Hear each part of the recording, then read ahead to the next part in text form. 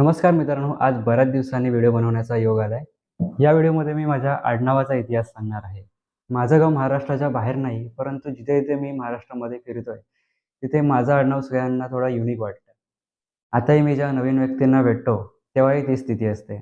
म्हणून मी ठरवलं एक व्हिडिओ बनवून याविषयी सर्वांना माहिती द्यावी. ही माहिती मला आजी व माझ्या वडिलांकडून मिळाली आहे. तर टुकरुल हे आडनाव 2 इंग्रजी शब्दांचे प्रोनाउन्सिएशन आहे. टूक आणि रूल. टूक या शब्दाचा मराठी अर्थ होतो घेतला आणि रूल म्हणजे नियम. म्हणून took plus rule is equal to took rule. Took rule म्हणजे नियम घेतला, ॲक्सेप्ट केला. माझे मूळ गाव हे रत्नागिरी जिल्ह्यातील राजापूर तालुक्यामध्ये आहे. ऐतिहासिक काळामध्ये राजापूर हे कोकणातील एक उत्तम बाजारपेठेचे ठिकाण होते. येथे इंग्रजांच्या वखारीही होत्या. वखार म्हणजे गोडाऊन, जेथे धान्य व इतर उत्पादनाच्या वस्तू साठवल्या जायच्या.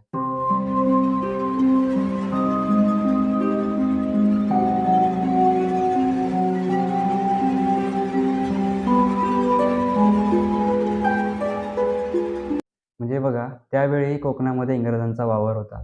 गावाला मुख्य पीक भातशेती म्हणजे तांदळाचे पीक घेतले जाते आणि जे रानडुक्कर आहेत ते शेतीची खूप नासधूस करायचे. नुकसानीला आळा घालण्यासाठी इंग्रजांनी एक रूल बनवला होता आणि तो होता रानडुक्करांना आटोक्यात आणणे. हा एक समाज कल्याणासाठी रूल होता.